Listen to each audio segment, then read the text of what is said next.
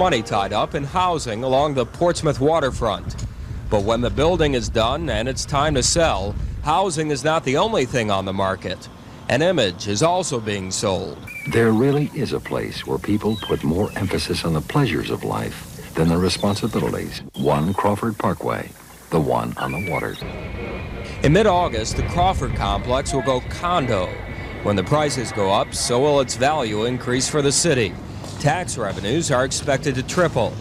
But the selling job isn't easy. Sometimes you get back, but this is Portsmouth when you're talking about how much you're selling them for or where you're located, because the more people who live down here, the sooner you'll get retailers to revitalize that area of Portsmouth, which is really the one low point right now. So far, about a third of the 120 units have been sold. Another project on the drawing boards is Worthington Square. 34 townhomes will be built here on the fringe of the waterfront plan. It's the third link to the city's residential program. I think it's an advantage to us because of the location of the project itself, being located right to downtown. There is a common thread among the three projects now going up along the waterfront. They're all expensive. When the Harbor Tower apartments are finished, rent will be over $600 a month. A two-bedroom condo at Crawford Parkway will be over $80,000. And a townhome at Worthington Square, about the same price. Before we said anything about the Crawford plan, we made a commitment to address the rebuilding of our neighborhoods. We're well along in that process.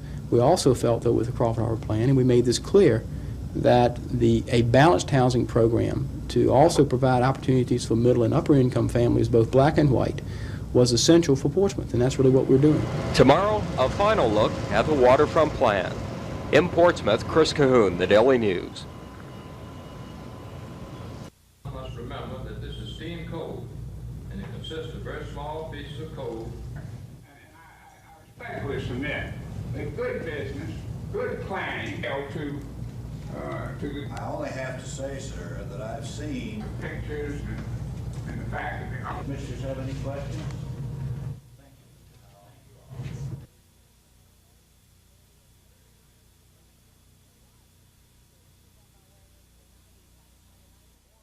Despite all the construction, there is room for more housing along Portsmouth's waterfront. Preliminary plans are online for 2 more additions to the Harbor Towers complex. And another project, the Harbor Village, is planned for the middle stretch of the waterfront.